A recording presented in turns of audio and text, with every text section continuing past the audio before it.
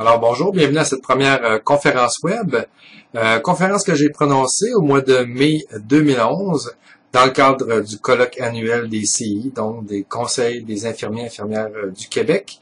Cette conférence, qui était une conférence plénière, portait sur l'importance de la formation pour l'application des ordonnances collectives.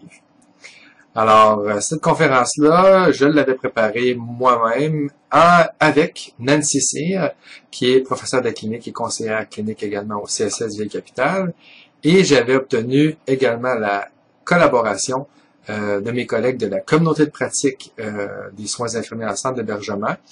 On voit derrière moi, c'est Isabelle Jacques, Mariette Lépine, Diane Claveau, Sylvie Ray, Suzanne Roy, et tout à ma gauche, c'est Lise Kaspichak et Nancy Cyr. Alors voilà, tous ces gens ont contribué à la conférence que vous allez assister à l'instant. Donc le plan de la conférence, comme je vous dis, le thème central, formation, ordonnance collective, suite au travail de recherche, de réflexion découlant de cette thématique-là, j'ai établi 6 priorités. La première priorité en lien avec la formation des ordonnances collectives, c'est qu'il faut qu'il y ait un emphase qui soit mis sur l'espace pour le jugement clinique. Il faut que ce soit basé sur des données probantes. Il faut que ce soit conforme à l'étendue de la pratique infirmière. Il faut diversifier nos modes de transfert des connaissances. Il faut prévoir du coaching clinique. Et finalement, une ordonnance collective devrait toujours être accompagnée d'un document qui s'intéresse à la compétence clinique que l'infirmière doit avoir pour assumer pleinement tout ce qui entoure le symptôme et l'indication de cette ordonnance collective-là, incluant un plan de formation.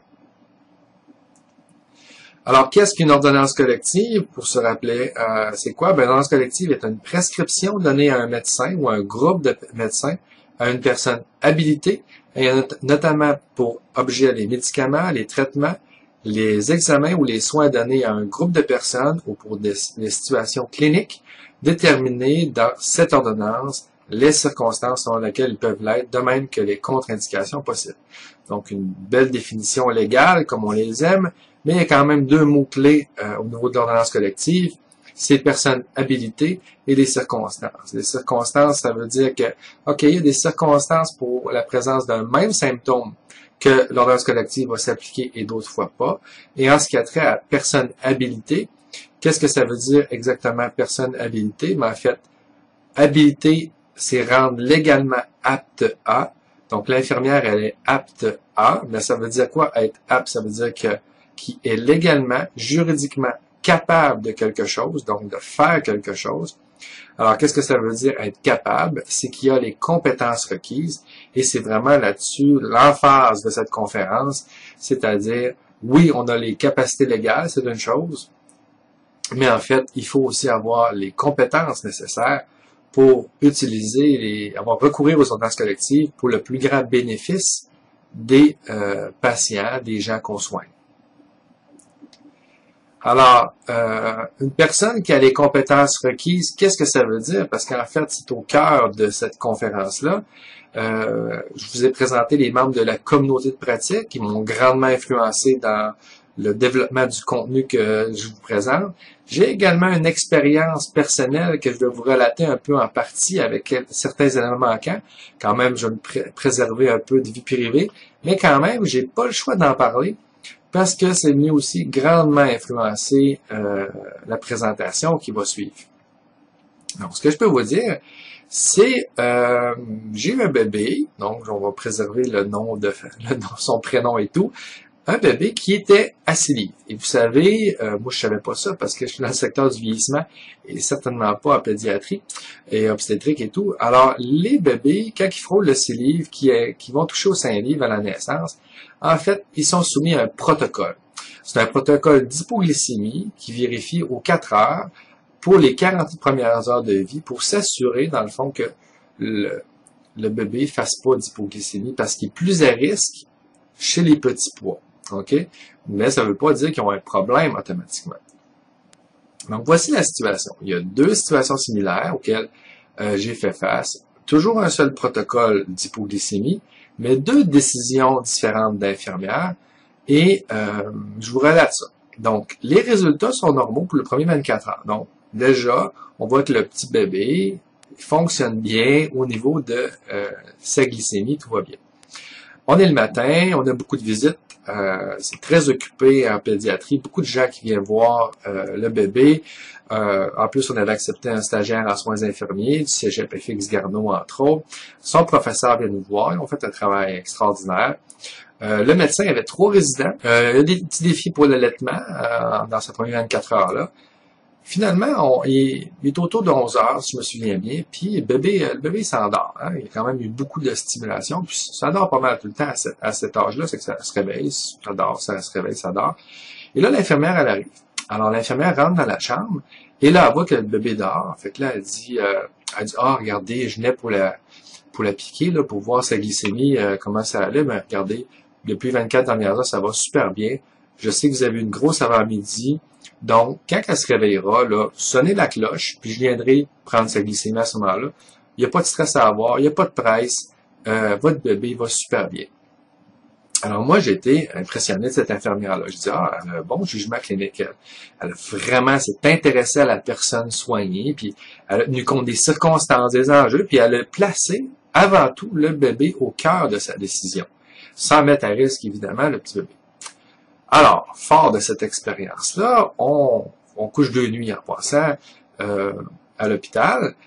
La nuit suivante, le soir, durant la soirée, il y a différents tests qui sont faits, il y a des changements de couche, on nous apprend à donner un bain à un petit bébé comme ça, la visite de la famille, vous comprenez. Donc, une soirée encore où est-ce que le sommeil assez fragmenté du petit bébé.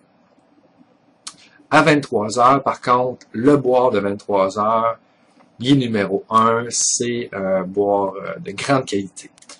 Finalement, à minuit et demi, le petit bébé s'endort et à un moment donné, moi j'entends la porte s'ouvrir et je conçois que c'est l'infirmière qui s'en vient.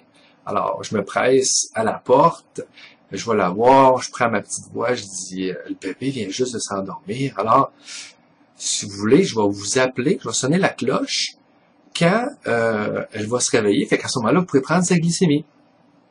Alors, l'infirmière me dit, non, votre bébé, il fait de l'hypoglycémie. C'est essentiel que je prenne sa glycémie. Vous savez, c'est un protocole. On peut pas déroger d'un protocole. Donc, j'ai pas le choix, monsieur. Vous comprenez pas les enjeux. Alors moi, je raconte pas toute l'histoire, mais je m'impose. L'infirmière repart. Mais finalement, moi, ça me fait énormément réfléchir. Parce qu'en fait, ici, on a un exemple assez clair d'une absence totale de la personne soignée, de la capacité à être sensible aux besoins d'une famille, de l'accompagnement, puis de mettre tout ça en perspective. Parce que là, on avait beaucoup plus que 24 heures, on avait 36 heures de résultats normaux.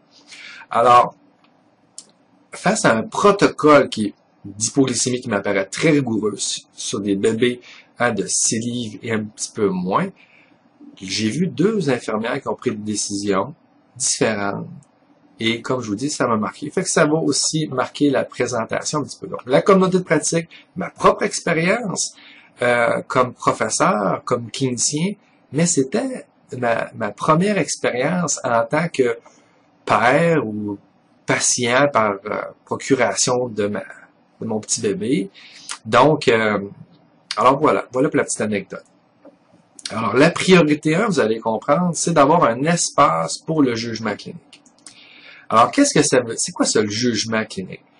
Le jugement clinique, c'est la capacité de tenir compte d'un ensemble de variables individuelles et environnementales afin de prendre une décision clinique tenant compte du contexte et des particularités de la personne soignée.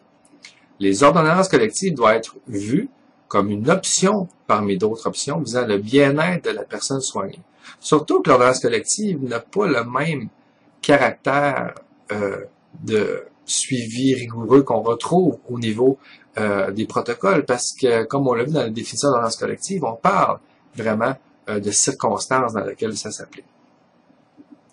Alors, voici un exemple du domaine plus vieillissement, un premier exemple de comment ça peut se manifester avec l'ordonnance collective, dans le fond, le jugement clinique. Alors, l'exemple d'ordonnance collective que je vais vous donner, c'est celui avec l'élimination intestinale.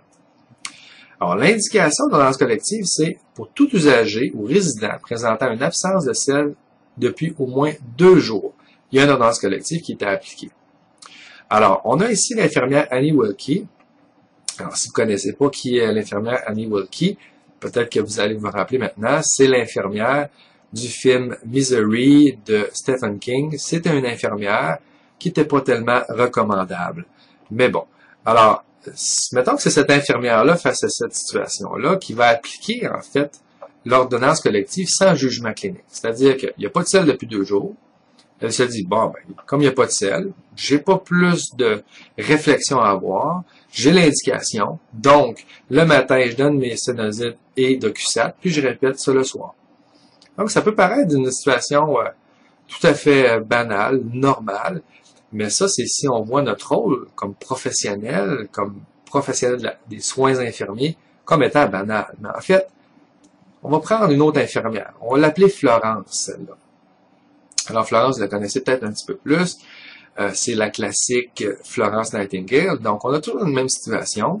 Pas de sel depuis 2 jours. On tient compte du contexte, donc décès d'un proche qui a eu un impact sur son apport alimentaire. Et l'activité réservée, c'est de l'évaluation. Donc, même si on a l'indication, Florence, elle a dit, ouais, mais je comprends que ça fait 2 jours qu'il n'y a pas eu de sel, mais cette personne-là, elle vit de quoi de spécial en ce moment. Moi, je vais aller l'évaluer. Alors, elle fait son examen clinique, à l'anamnèse, tout est normal. À l'inspection, les syndromes gériatriques qui sont pas là. Il n'y a pas de perte d'autonomie, il n'y a pas de changement d'état mental, il n'y a pas de changement de comportement. Les signes vitaux sont normaux. L'abdomen est symétrique. L'abdomen a une forme plate. Donc, tout va bien. L'auscultation et les bruits intestinaux sont normaux. La percussion, les bruits, il n'y a rien qui indique une problématique. Puis à la palpation, autant superficielle que profonde, pas de douleur. Alors, est-ce que c'est logique d'appliquer l'ordonnance collective dans un tel cas? Alors, poser la question, c'est y répondre. Donc, cette infirmière-là, Florence, est en train d'utiliser son jugement clinique par rapport à la situation. Elle dit, oui, l'indication est rencontrée, mais c'est pas logique, c'est pas adéquat, c'est pas dans les meilleurs intérêts de la personne soignée que j'applique de façon systématique, d'un calcul mathématique, cette ordonnance collective-là. Donc, un conseil qui est suivi entre autres par des membres de la communauté de pratique, c'est-à-dire c'est qu'il faut prévoir dans l'élaboration des ordonnances collectives une formulation qui permette à l'infirmière d'utiliser son jugement clinique. Donc, ça peut être l'infirmière peut initier donc l'ordonnance collective suivante selon les indications suivantes. Donc, en disant peut, déjà là, on donne la latitude à l'infirmière selon les circonstances, s'ils sont adéquates, selon son jugement clinique. Ou encore, directement, dire, selon son jugement clinique, l'infirmière appliquera tatati, tatati. Alors voilà. Donc, premier élément, il faut que l'ordonnance collective n'entraîne pas les infirmiers et infirmières dans une vision d'une addition 1 plus 1 égale 2, mais vraiment, les infirmiers et infirmières font leur examen clinique face à une personne symptomatique et par la suite décident quelle est l'option thérapeutique la plus adéquate. Ça peut être non pharmacologique, mais ça peut être aussi pharmacologique et l'ordonnance collective est une option parmi d'autres. Priorité 2, l'ordonnance collective doit être basée sur des données probantes. Donc, ça veut dire quoi ça? Ben, en fait, je vais encore vous donner un exemple. L'exemple de l'ordonnance collective pour l'acétaminophène. Alors, l'indication des ordonnances collectives, une majorité d'ordonnances collectives dans certains milieux, c'est la fièvre est déterminée comme étant la température rectale à 38,5 ou plus, ou température buccale à 38. Or, il faut quand même se rappeler que notre clientèle qu'on soigne le plus, les gens qui sont en moins bonne santé, qui reçoivent le plus de services, les statistiques nous montrent que ce sont les aînés. 60% des soins ambulatoires, 80% des soins à domicile, 50% des soins hospitaliers et 90% des soins de longue durée. Même dans les milieux comme l'urgence, hein, les personnes âgées plein les urgences, 93 civières sur 98 qui sont comblées par des personnes aînées. En fait, ce que je veux amener par là, c'est qu'on a une indication de la fièvre qui s'applique pas aux lignes directrices concernant c'est quoi la fièvre gériatrique.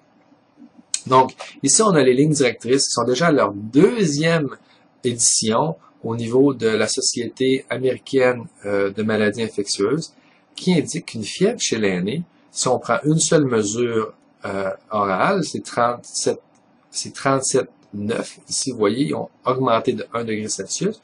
Mais attention, si vous prenez 2 mesures buccales, ben, sachez que déjà à 37,3, la personne est considérée comme faisant de la fièvre, ou si rectale, à 37,6 est considérée comme faisant de la fièvre. Ou encore s'il y a une élévation de plus de 1,1 degré Celsius de sa température habituelle. Donc ici, les tendances collectives, on dit, ben écoutez, les données scientifiques sont là, mais on sent que dans les milieux cliniques, lorsque on développe une tendance collective, quand moi je vois cet exemple pour la fièvre gériatrique, ben en fait, ça veut dire qu'au centre de la table, il n'y a pas toujours les données probantes. Il y a beaucoup de considérations cliniques, mais il faut quand même laisser une place aux données probantes parce qu'ici, c'est au détriment des personnes âgées. Ici, c'est des gens de la communauté pratique qui m'ont donné des exemples réels qui est arrivé dans leur milieu. Situation 1, l'infirmière attend que la personne atteigne 38,5 pour appliquer l'ordonnance collective. Ça a deux impacts. Premièrement, il y a une diminution de la qualité de vie de la personne. Puis en fait, à un moment donné, si l'infirmière se rend bien compte que la personne, elle va pas bien, est faible, hein, on a juste attendu plus longtemps. Fait qu'est-ce qu'elle fait? C'est qu'elle appelle le médecin, puis le médecin prescrit finalement un acétaminophène. Mais ce qui se passe dans la situation, c'est qu'on a une perte d'efficience. L'ordonnance collective vise justement à améliorer l'accès, la qualité des soins. Mais dans un tel cas, puisque le paramètre n'est pas adapté aux données probantes, mais qu'est-ce qui se passe? On est obligé d'appeler le médecin de toute manière, donc c'est contre-productif. Alors, il faut travailler avec les données probantes parce que ça vient se répercuter par la suite au niveau de la clinique. Dans un cas plus dramatique, encore là, comme je vous dis, un cas réel, l'infirmière n'applique pas l'ordonnance collective. OK, la température est pas assez élevée pour atteindre l'ordonnance collective, mais quand même, la personne fait 37,8. Elle développe de la fatigue, de la faiblesse, et qu'est-ce qui se passe? Elle chute avec blessure qui l'amène à être hospitalisée. Alors, c'est un cas qui démontre bien l'importance d'ajuster nos paramètres à notre clientèle principale.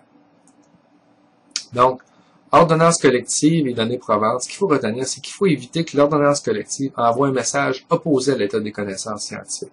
Donc, c'est un effort, vous savez, de baser nos pratiques sur ces données probantes lorsqu'on fait des ordonnances collectives.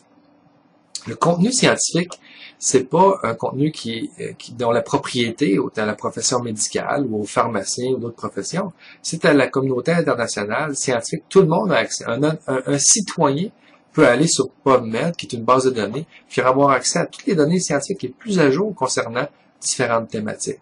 Donc, l'important, c'est d'être en mesure de s'approprier ces données-là, puis de trouver juste compromis entre les données probantes, puis notre réalité pratique. Parce qu'en fait, on n'est pas toujours en mesure d'appliquer les meilleures pratiques selon différents niveaux de financement dans nos soins, le personnel disponible, etc.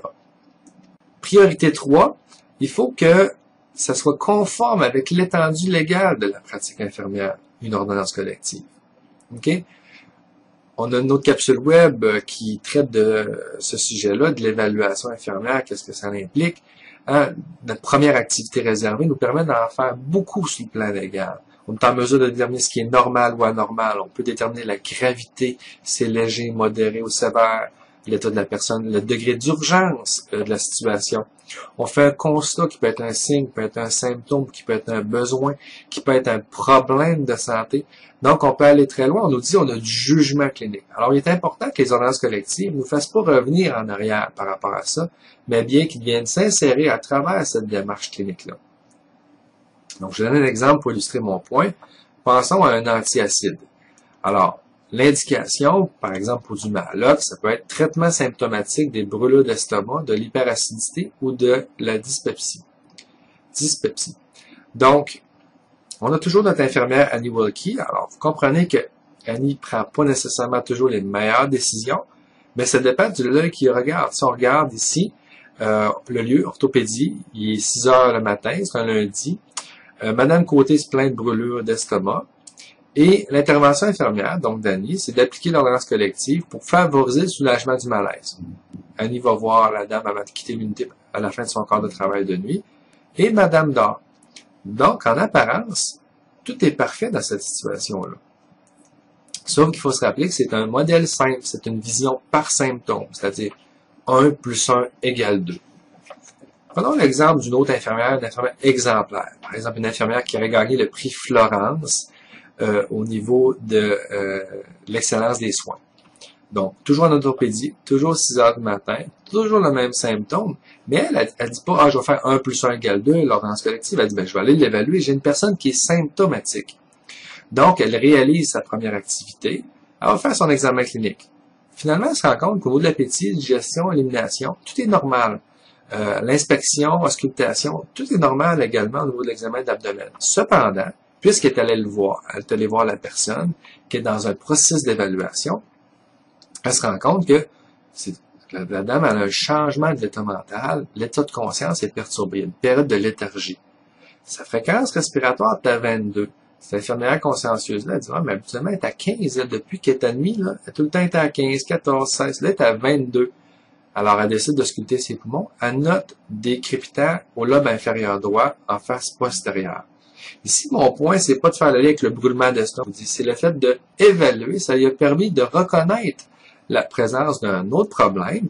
Et donc, l'infirmière qui a noté l'accélération de la fréquence respiratoire, des crépitants au niveau pulmonaire, elle communique ces résultats-là au médecin. Et lui, finalement, diagnostique une pneumonie. Bien que ça ait commencé par un brûlement d'estomac. Peut-être que finalement l'infirmière a donné aussi le Malox, mais elle est en mesure de reconnaître une autre problématique et au bout de la ligne, c'est toute la condition de la personne qui est améliorée. Est-ce que mon scénario est possible? Quelques statistiques pour vous comme ça. Sachez que la perte d'autonomie, c'est une manifestation dominante de pneumonie chez l'aîné dans 50% des cas. 63% des cas vont faire un délirium, donc, par exemple, qui se manifesterait entre autres par de la léthargie. La combinaison toux, dyspnée et fièvre est absente dans près de 70% des cas de pneumonie chez l'aîné. Alors, certainement que ce scénario-là est possible. En fait, il est fréquent et ça demande tout simplement une infirmière ou un infirmier qui a des bonnes connaissances générales, mais qui va assumer son rôle d'évaluation face à une personne symptomatique. Et dans ce cas-ci, ce que je voulais mettre le point, si vous vous rappelez, dans cette priorité-là, c'est que notre capacité légale, c'est de faire une évaluation d'une personne symptomatique, de déterminer si c'est normal ou pas, la gravité, etc. Donc, faut pas que on ait une attitude comme Annie, c'est-à-dire, j'ai un symptôme, je lui donne le médicament et c'est tout. Ça va nous faire passer à côté de situations plus problématiques, comme un cas de pneumonie décrit dans cette situation-là. Donc, l'ordonnance collective ne doit pas définir l'évaluation infirmière comme une simple reconnaissance de symptômes et d'appliquer un algorithme. On doit être prudent par rapport à ça, parce que ça nous fait revenir en arrière avant même la loi 90. Alors maintenant, la quatrième priorité, c'est de diversifier les modes de transfert des connaissances. Alors, on a des problématiques importantes dans nos milieux cliniques au niveau du transfert des connaissances, au niveau de la formation continue aussi. Lorsqu'on veut enseigner puis intégrer des ordonnances collectives, fréquemment, on va faire face à ces obstacles-là. Par exemple, manque de temps, difficulté à rejoindre les gens de soir et de nuit, les multisites. Si on est une conseillère clinique et on a 8 centres d'hébergement, par exemple, ou encore on est dans un hôpital et il y a plein d'unités de médecine, on est sur 2 sites, 3 sites, ça devient très difficile de rejoindre tout le monde, les gens de soir, de nuit, etc. Le manque d'argent, évidemment, il y a des coûts lorsqu'on veut donner de la formation, des coûts de libération et tout. Les informations cliniques urgentes à transmettre. On a une certaine inertie assez importante dans notre réseau, donc c'est difficile on se tourne pas sur un 25 cents, encore moins sur un 10 sous. Donc, faut trouver un moyen pour pouvoir transmettre des informations cruciales pour la qualité des soins. Lorsqu'il y a une démonstration qui est nécessaire, souvent les gens vont planifier plusieurs entretiens cliniques, soit les unités. Donc, on va répéter, le formateur ou la formatrice va répéter à de multiples reprises la même formation. Et finalement, on a souvent un manque de conseillers ou encore un manque de formateurs pour transmettre les connaissances. Donc, évidemment, par rapport aux ordonnances collectives, on n'échappe pas à ces obstacles-là. Donc, si une des solutions qui s'offrent à nous, c'est vraiment de s'allier avec les technologies. Je dis, il faut arriver en 2011. Il est certain que si vous écoutez cette conférence web-là en 2012, 2013, 2014, peut-être que les technologies que vous allez voir là-dedans sont déjà dépassées, fait que ça illustre comment ça passe très vite les technologies. Et ici, c'est Cyberpresse, c'est un journaliste de Cyberpresse qui a fait ça. C'est extraordinaire. C'est charmant, mais en même temps, ça nous parle. D'abord, on montre des nouvelles technologies à des personnes âgées. Et ce qu'on se rend compte, c'est que elles ne comprennent pas c'est quoi ces technologies-là. C'est un peu le but de cette personne de Cyberpresse-là. Mais nous, ce qu'on réalise, c'est que leur constat, c'est que s'ils comprennent pas les technologies, ils vont les trouver inutiles. À l'inverse, à la fin, on va montrer des technologies qui étaient, moi j'ai travaillé avec plusieurs de ces technologies-là, je les connais bien, mais qu'on se rend compte qu'ils sont complètement désuètes, et on les présente à des jeunes enfants, cette fois-ci, et eux-mêmes ne comprennent pas du tout c'est quoi ces technologies-là. Alors, on visionne ce petit segment. Qu'est-ce que c'est ça?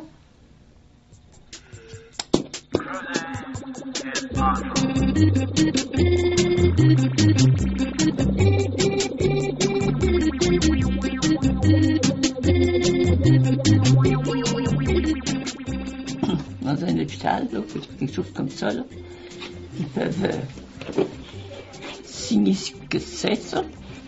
Puis là, ils pèsent un bouton. Ben, c'est une photo, certain, regardez. Ben, écoutez, moi, j'arrive à faire rien du tout avec ça. Presque inutile. J'ai pesé sur tous les boutons, puis ça me donne rien.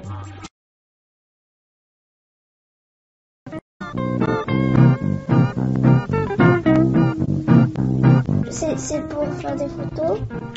Comme ça, tu vois rien.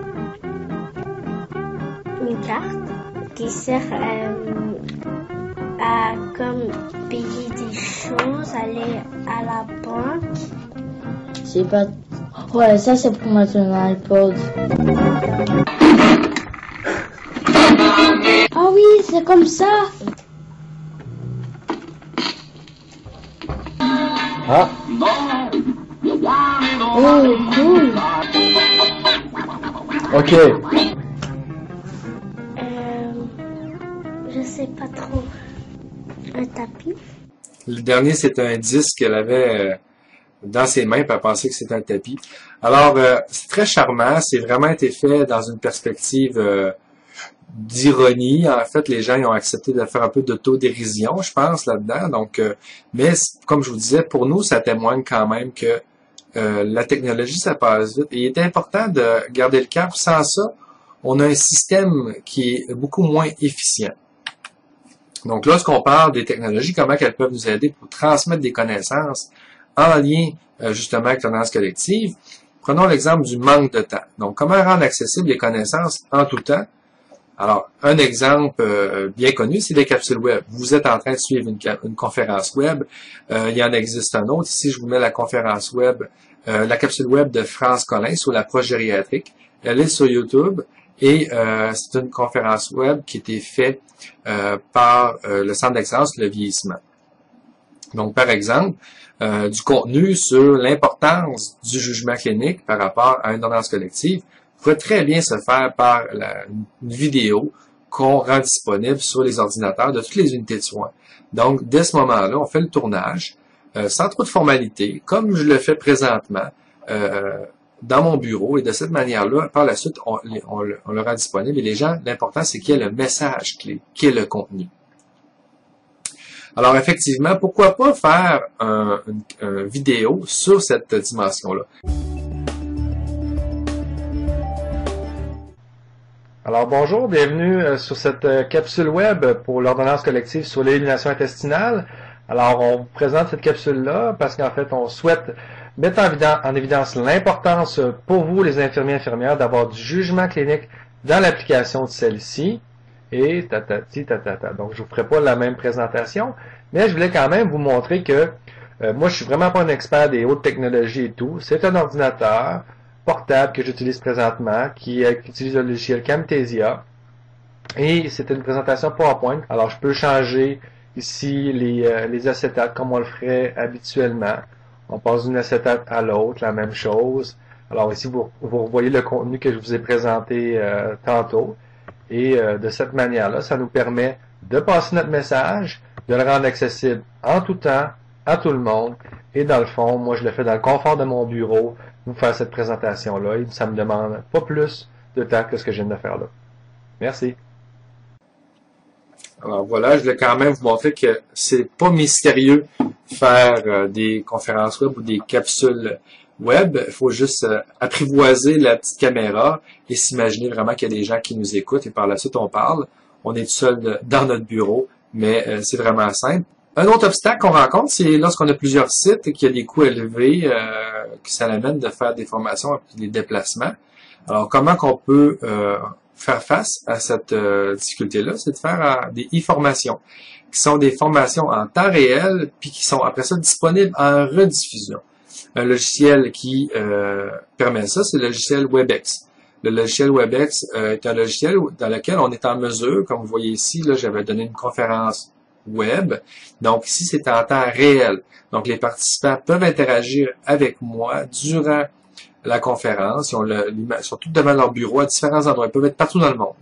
Et ils écoutent la conférence, mais chose importante, ils peuvent interagir, il peut y avoir des périodes de questions, il peut y avoir des questionnaires qu'on intègre là-dedans, et il peut y avoir une période de questions à la fin, et tout ça est enregistré. Ce qui fait qu'on la donne une fois en temps réel, on l'enregistre, et par la suite, on la rend disponible en rediffusion de jour, de soir, de nuit, sur toutes les unités de soins.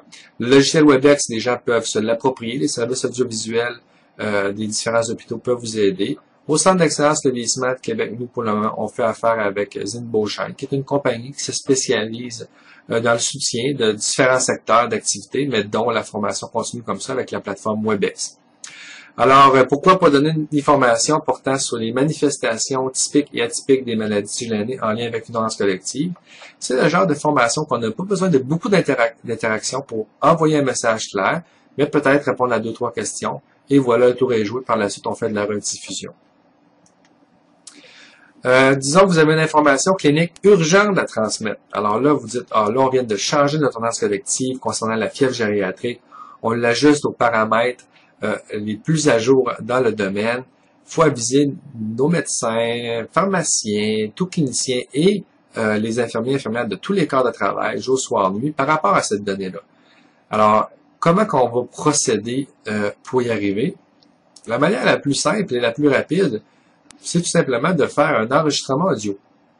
Présentement, j'ai un enregistrement vidéo et audio, mais en fait, un enregistrement audio, tous les ordinateurs ont cette option-là, on s'enregistre, et dans le fond, lorsqu'on décide de faire jouer quand on envoie l'enregistrement audio, ben, les gens l'écoutent sur tout leur ordinateur. Par exemple, ça pourrait donner ça. Alors bonjour tout le monde, c'est un mot pour vous signaler qu'il y a une rencontre du comité sur les ordonnances collectives et en s'appuyant sur les dernières données probantes dans le domaine, on tient à vous signaler que l'ordonnance collective au niveau de la température pour les aînés, on considère maintenant une fièvre gériatrique comme étant 37,8 ou une élévation de 1,1 degré Celsius de sa température habituelle. Alors je vous remercie d'en prendre note, vous allez voir dans les prochains jours, l'ordonnance collective en format papier qui va être modifiée à cet effet, mais on voulait vous aviser dans les plus brefs délais. Chez l'aîné maintenant, une fièvre gériatrique, c'est 37,8. Merci. Donc, ce qui peut être fait, c'est tout simplement un enregistrement audio, qui est un segment qui tout simplement peut être de 1 minute, 2 minutes, 5 minutes. Et à ce moment-là, on envoie ce segment audio-là par courriel à tout le monde. Donc, on n'a même pas besoin d'avoir un site web quelconque. On envoie ça par courriel parce que juste de l'audio, c'est pas très lourd en tant que tel en termes de meg pour en faire l'écoute. Alors, les enregistrements audio, tous les ordinateurs, comme vous êtes, possèdent un micro et également des haut-parleurs. S'il n'y en a pas, on peut en acheter à un prix modique. Et même les lecteurs MP3, on peut envoyer ça par lecteur MP3 et entendre ces enregistrements audio-là. Donc, vraiment, c'est la manière la plus simple de communiquer avec tout le monde dans vraiment un court laps de temps. Mettons que vous avez une formation qui inclut une démonstration. Alors, vous dites, ben là, avec une démonstration, j'ai pas le choix. Faut que je sois en personne. Faux. Ici, vous avez un projet que je qualifie de très inspirant, un projet exceptionnel qui a été fait par le CSS Baie des Chaleurs. Je vous donne l'adresse aussi YouTube parce qu'ils ont fait 3 vidéos promotionnelles un peu de leur réalisation. Ils ont gagné un prix innovation. Et en fait, ce qu'ils démontrent, c'est que non, en fait, on peut aussi faire des démonstrations et les rendre disponibles non seulement sur ordinateur, mais ils ont utilisé des petits appareils comme ça ici, des iPods ou des iPhones qui permettent en fait de visionner ces capsules vidéo-là. Donc, une infirmière qui s'intéresse à donner un soin particulier de plaie avec tel pansement, puis elle se souvient pas parfaitement de cette nouvelle technique qu'on lui a enseignée, elle est en mesure, au domicile de la personne, de visionner la vidéo en tant que telle. Donc, projet, je vous invite fortement à aller consulter les vidéos YouTube de ce centre-là. Finalement, vous dites, ah ouais, mais là, on manque de conseillères, on manque de formatrices, ils peuvent pas former tout le monde. Donc, qu'est-ce qu'on peut faire? Alors, moi, je vous invite vraiment à utiliser les agents multiplicateurs. C'est vraiment, dans le fond, c'est qu'on forme des formateurs. Moi, par exemple, quand j'ai commencé à former le personnel au CSS Vieille Capitale, ça me prenait pour faire, par exemple, l'examen clinique pulmonaire. Pour former un centre, ça me prenait 6 mois. Donc, il y a 8 centres. Donc, vous comprenez que ça aurait été long pour former tout le monde à l'examen pulmonaire. Aujourd'hui, on fonctionne avec des agents multiplicateurs. C'est des infirmières qui ont des bacs, des decks. L'important, c'est surtout qu'elles ont la capacité d'enseigner, que c'est leur force, qu'elles ont de l'entre-gens, de la générosité. Et nous, on les appelle les piliers au CSS. Et ces infirmières-là, je les forme, par exemple, à l'examen de l'abdomen, ou présentement, si on a fait une révision de l'examen pulmonaire. Ben en fait, on a un pilier par centre. Et là, ça permet quoi? Ça permet qu'à l'intérieur de 3 mois, tous les centres sont formés. Donc, moi, ça me prenait 6 mois un centre. Et là, avec les agents multiplicateurs, en 3 mois, tous les infirmières de chacun des centres sont formés. Alors, on voit vraiment qu'il faut faire confiance. Ça ne prend pas de maîtrise, ça ne prend surtout pas un doctorat, même pas un bac, pour pouvoir donner de la formation comme pilier dans nos centres. Ça prend des gens qui ont des capacités, qui ont du talent, qui ont de l'entre-gens, qui ont une belle personnalité, qui ont le goût de s'investir, qui ont du leadership. Parce que, à la base, c'est toutes des infirmières, et on est en mesure de leur... Moi, je suis en mesure... tout formateur est en mesure de former ces piliers-là, ou ces agents multiplicateurs-là, et ces gens-là sont en mesure de répliquer ça par la suite. On a fait à plus grosse échelle, à l'Agence de la santé et des services sociaux de la Montérégie, un projet qui s'appelle Forteresse, dont une composante était des agents multiplicateurs. Plus de 50 infirmiers et infirmières étaient des agents multiplicateurs. Et ils viennent de gagner cette année le prix innovation pour leur région de l'Ordre des infirmières régionales à ce niveau-là, parce qu'ils ont réussi à former, j'imaginais, sur un très grand territoire, toutes les infirmiers et infirmières de ces centres-là. Priorité 5, il faut prévoir du coaching, particulièrement si l'ordonnance collective amène une nouvelle technique de prélèvement, de débridement ou autre. Alors, le coaching, ça favorise quoi? Ça favorise l'intégration de cette nouvelle compétence-là, parce que, bon, par exemple, si justement c'est un soin de plaie particulier, mais qui est situé à un endroit qui n'a pas été présenté dans la formation, ben, il y a des risques que l'infirmier ou l'infirmière face à cette situation-là bloque parce qu'il dit, ah, ben là, c'est pas tellement comme on me l'a montré en classe, c'est que probablement que ça s'applique pas, etc. Alors qu'en réalité, avec le coaching clinique, ça permet de faire tous ces ajustements-là, ces peaufinages qui requièrent, dans le fond, la réelle pratique clinique. Qu'est-ce qui se passe en classe, c'est une chose, mais quand on arrive auprès des patients, des résidents, c'est autre chose. Et le coaching permet justement de faire le pont entre les connaissances de pointe et la vraie vie. Vous voulez en savoir plus sur le coaching clinique, qui est une composante de mentorat, vous pouvez aller sur le site web du Centre d'excellence de vieillissement de Québec, dans lequel je présente une capsule web sur ce site web-là, sur c'est quoi le mentorat clinique. Parce qu'au Centre d'excellence de vieillissement, on a une équipe de mentorat qui est dédiée à ça, à faire du coaching sur tout le territoire du RUIS Université Laval. Priorité 6, dernière priorité, il faut qu'un document d'ordonnance collective soit accompagné finalement. Il faut que l'ordonnance collective soit accompagnée d'un document de formation qui permet à la formatrice de bien enseigner aux infirmiers et infirmières, en fait, toute leur fonction en lien avec l'indication en tant que telle.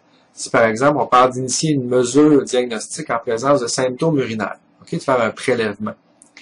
Ben, en fait, nous, on s'est intéressé à la question dans la communauté de pratique et on a définir d'abord c'est quoi les symptômes urinaires, c'est quoi les manifestations cliniques typiques et atypiques en présence de symptômes urinaires, parce qu'en fait, la personne, est-ce qu'elle peut avoir une pyélonéphrite, elle peut avoir une infection au niveau de la vessie, mais ça va être accompagné de quels signes et symptômes typiques comme atypiques.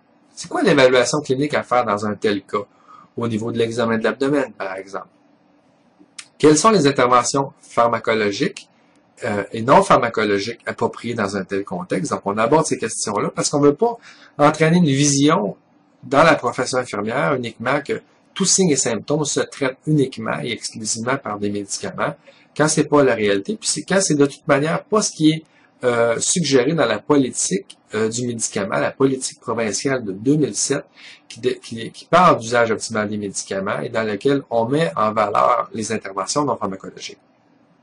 Et finalement, il faut avoir un plan de formation qui élabore sur les stratégies de transfert des connaissances en utilisant les technologies pour, dans le fond, être le plus efficace possible dans le centre.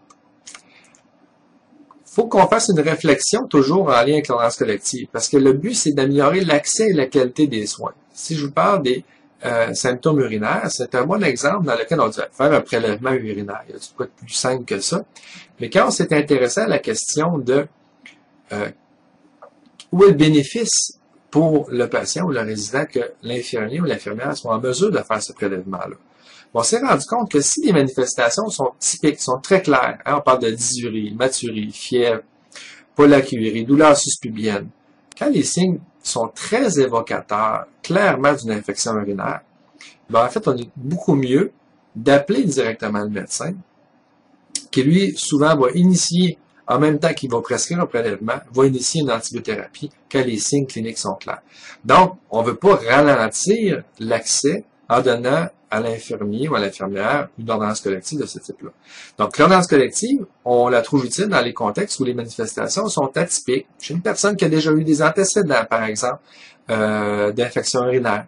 Alors, on dit, ben, en présence de perte d'autonomie ou perte d'appétit ou changement au niveau du sommeil, diminution des activités, tout ça dans un tableau très flou, pas clair. On ne sait pas, est-ce que c'est un mauvais 24 heures que la personne passe ou c'est vraiment un syndrome gériatrique.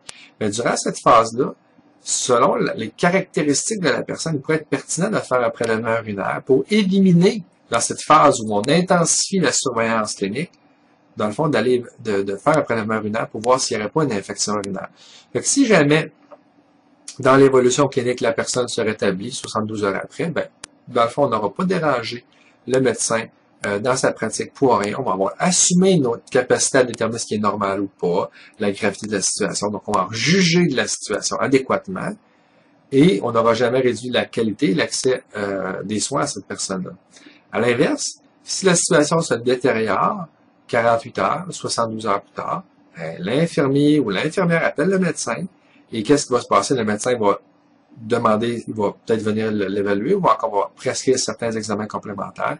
Et ce qui va arriver, c'est qu'on aura accéléré l'accès à certains services, dont les examens de laboratoire dans ce cas-là. Puis la personne, son examen, peut-être qu'on aura déjà le résultat selon le moment qu'on appelle le médecin dans la situation. Alors, vous voyez, l'objectif des ordonnances collectives, c'est vraiment d'améliorer la qualité des soins et de favoriser l'accès. Alors, faut pas juste courir après avoir des ordonnances collectives. Il faut toujours placer au centre les intérêts du patient ou de la résidente pour atteindre ces objectifs-là. Et généralement, on peut l'atteindre, mais il faut se donner des barèmes adéquats, mais il faut encadrer ça par un examen clinique complet de l'infirmier ou de l'infirmière par rapport à la personne pour être sûr qu'il n'y a pas d'erreurs qui sont faites dans la situation. Alors, je vous remercie beaucoup d'avoir assisté à cette conférence web. J'espère que ça vous a plu. Et n'hésitez pas à me faire des commentaires si vous avez des besoins quelconques, justement, sur d'autres conférences, des thématiques que vous aimeriez que j'aborde. Et je verrai si j'ai du contenu là-dessus et si je peux vous rendre ce service-là. Merci. Au revoir.